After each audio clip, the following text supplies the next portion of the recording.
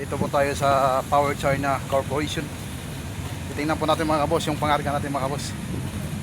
Yung mga gulong ng crane mga kaboss. At saka yung mga boom. Tara mga kaboss, panoorin nyo mga kaboss. Mga kaboss, ayan po yung mga boss yung kasamahan natin mga kaboss. Hindi kayang ibaba sa crane mga kaboss. Kasi hanggang 15 tons lang daw yan mga boss. Yun o, 15 tons. Kaya mag-antay tayo mga boss yung malaking crane. At sa ito yung kasamahan natin mga boss. Ganon din sa atin mga boss. Ayan. Hindi din kaya ibaba yung mga boss kasi 18 tons din yung mga boss. Ayan mga boss. Pati yung isa mga boss. At saka yung isa mga boss galing na yan doon sa loob mga boss. Kasi pinaatras. Kasi 24 tons hindi kaya sa crane na yung mga boss. Hindi kaya. Yan yung isa rin mga boss. Tingnan din mga boss. Kaya nabalian na. Ayan mga boss. Dito yun sa Laguna Lake mga boss.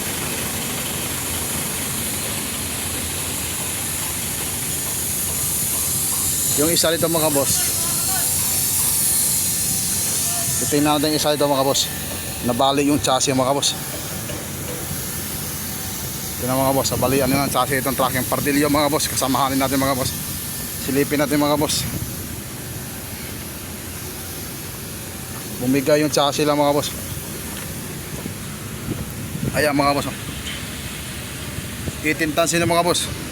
Silipin natin mga boss. Oh, putol mga boss. Ayan mga boss, 18 tons siya mga boss. Ayan mga boss, bumigay yung chassis lang mga boss. Oh.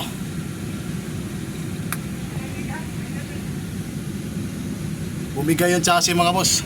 Sa isang kasamahan natin. Sobrang bigat pa ng mga boss. Ayan o. Itong tracking mga boss. RDDU. Nabalian mga boss. Nabalian ng chassis.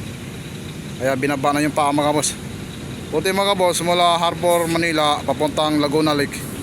Nakarating pa dito mga boss. Ayan.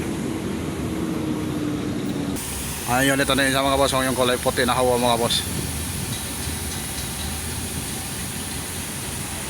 Yung sa gitna din mga boss, 18 tons yung mga boss. Hindi kayang buhatin ng crane kasi maliit yung crane.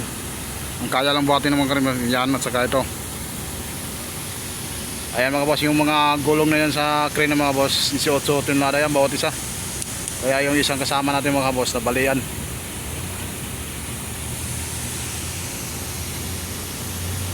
Bumigay yung chassis ng mga boss sa pinakailalim, malapit sa pepwin. Ayan mga kasama natin yung mga boss.